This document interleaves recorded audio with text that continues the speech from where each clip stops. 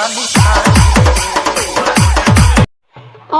हाँ बिना मास्क के किरत रही थी तो पुलिस वाला देखे सोच करी बहनी की मारी स्कूल वाला ललिया गए।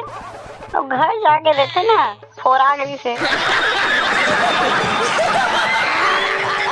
अब तू मन किन रही बंद कर दो। अब मैं क्या बताऊं मोर कूलर मारी थे अभी पिरावा थे। मैं तो आज के बाद कहूँ नहीं जाऊँ सही में। अगर गलती से भी निकल जाए ना तब वो मास्क नहीं भुलावा है।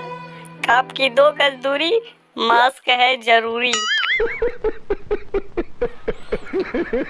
आओ संग मारे से मोटाऊगा और हमारी पीठी कुछ नहीं है, लेकिन 3 दिन ठाड़ खाम मान और टपक दिन मां खड़ा कर दी मोर सोना सन चमका डौका आज चले कोयला सन हो गए। देखा मोटौका ये दे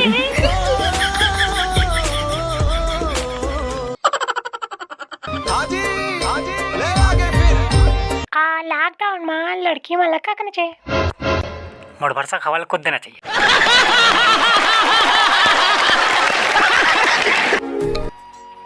कुकुर का सर घूमने वाला ट्रमल में क्या करना चाहिए? खपड़ दे। क्या कहा? खपड़ दे साले वाला।